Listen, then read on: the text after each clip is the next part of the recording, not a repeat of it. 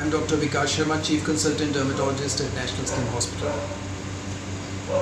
Today, friends, will discuss about the common fungal skin infections which we encounter in our day-to-day clinical practice.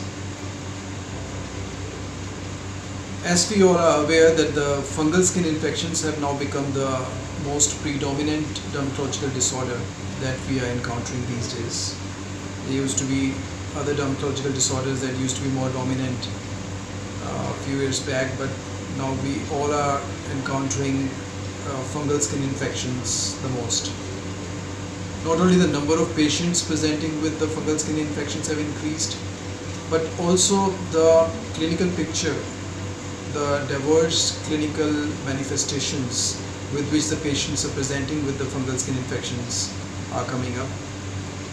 And the challenges become more paramount because of the onset of antifungal drug resistance, which might be because of the injudicious usage of antifungals by the patients themselves in the past, or given to them by their friends or by chemists, and they get relief for some time, then they stop, and all this can lead to increased chances of antifungal drug resistance and more challenges to the dermatologist. So we all have to be smart enough now, as the most easiest to diagnose and easiest to treat dermatological disorder, the fungal skin infections, have now become not only difficult to diagnose in some cases, but also because of the diverse rare clinical manifestations that are coming up, but also the treatment challenges that have now come up. Now the different types of tinea we all know that we all encounter depending on the area of involvement: tinea cruris, the tinea manum, tinea pedis, tinea corporis, onychomycosis, tinea fasciae, tinea barbae, and tinea capitis in children, and the colorful fungal skin infection, the pityriasis versicolor. The main challenge after the diagnosis is the treatment part, because we have to be very vigilant about the past usage of antifungals by the patient, as well as the special groups like the immunocompromised ones, the children, the pregnant females, the elderly.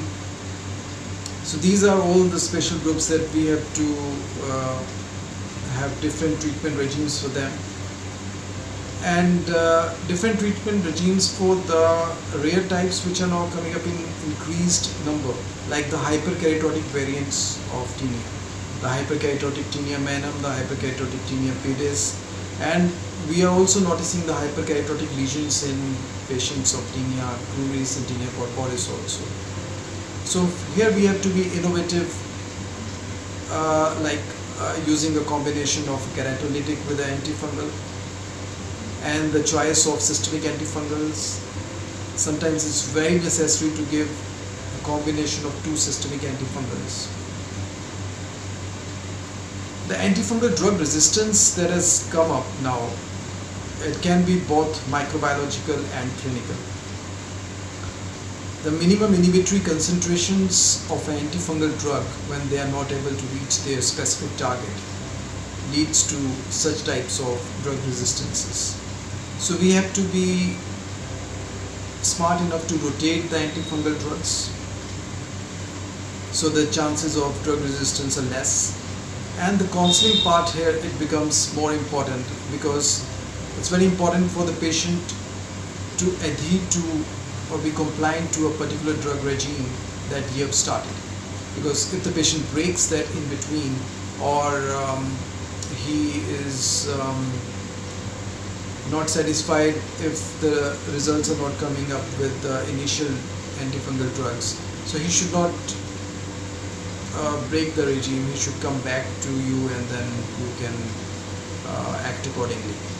So that's one of the important part, that is a counseling part, You have to explain to the patient that you have to adhere to a particular regime. Even if there is no improvement, then the patient has to come back and report to you, so that you are able to switch over to the other antifungals. And at the same time, even if the patient is getting relief from the antifungal drug regime that you have started, you shouldn't break in between and should complete the entire course of the medication, because the patients, they tend to,